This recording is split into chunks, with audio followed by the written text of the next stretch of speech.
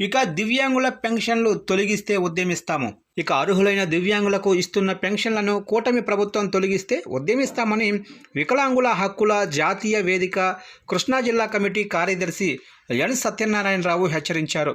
ఈ మేరకు ఆయన మంగళవారం ఓ ప్రకటన విడుదల చేశారు. కూటమి ప్రభుత్వం అధికారం చేపట్టిన తర్వాత అర్హులు కాని వారు పెన్షన్లు పొందుతున్నారని, దివ్యాంగులకు రీవెరిఫికేషన్ చేపట్టి ప్రభుత్వం వారి పెన్షన్లను తొలగించే ప్రక్రియ నిర్వహిస్తున్నారని పేర్కొన్నారు. కృష్ణా జిల్లాలో 3,987 మంది దివ్యాంగులకు పెన్షన్లు తొలగించేందుకు నోటీసులు అందజేశారని వివరించారు. వాస్తవంగా అనర్హులకు పెన్షన్ తొలగిస్తే తాము ఆహ్వానిస్తామని, రీవెరిఫికేషన్ పేరుతో అర్హులైన దివ్యాంగులకు కూడా పెన్షన్లు తొలగిస్తున్నారని, దీనిని తమ సంఘం తీవ్రంగా ఖండిస్తుందని స్పష్టం చేశారు. అర్హత ఉన్న దివ్యాంగులకు పెన్షన్లు తొలగిస్తుండడంతో వారిలో ఆందోళన మొదలైందని పేర్కొన్నారు. కదల్లేని స్థితిలో ఉన్న దివ్యాంగులు ఎన్నిసార్లు వెరిఫికేషన్కు వెళ్తారని ప్రశ్నించారు. అర్హత ఉన్న ప్రతి దివ్యాంగుడికి పెన్షన్ తొలగించకుండా అందచేయాలని డిమాండ్ చేశారు.